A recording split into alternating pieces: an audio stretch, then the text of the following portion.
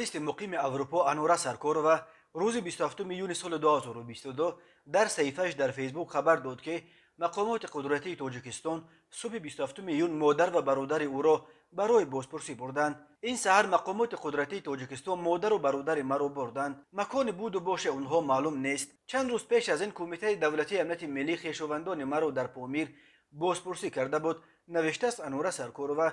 مقامات حفظ حقوق تاجیکستان خبر بازداشت یا بازپرسی نزدیکان انوره سرکارova را تا حال شرح ندادند و معلوم نیست که آنها را مشخصاً به کدام اداره بردند و سبب بازپرسی یا بازداشتشان چیست.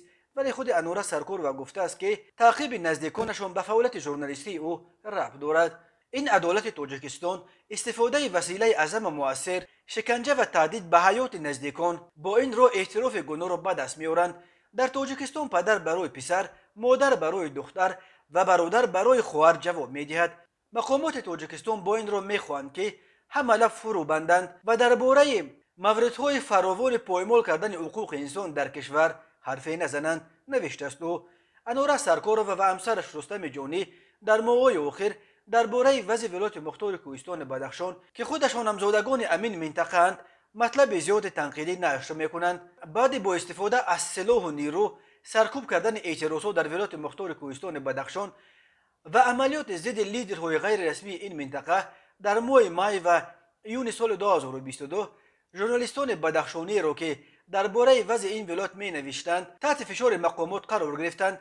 چند بلاگر و ژورنالیست زاده بدخشان از جمله الفتخانی محمدشاه و خوشام گلیم، محمد سلطان مولانظرov با تخلص محمد سلطان، شفا رحیم جانova دستگیر گردیده، رمزیه میرزابکova مورد بازپرسی قرار گرفت و تلفن و کامپیوترش را مقامات مصادره کردند.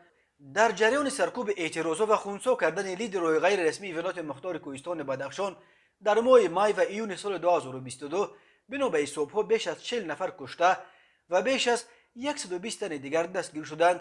بنا به خبرها اکثر بازداشت شده ها را الکی از ولایت مختار کوهستان بدخشان به شهر دوشنبه انتقال دادند.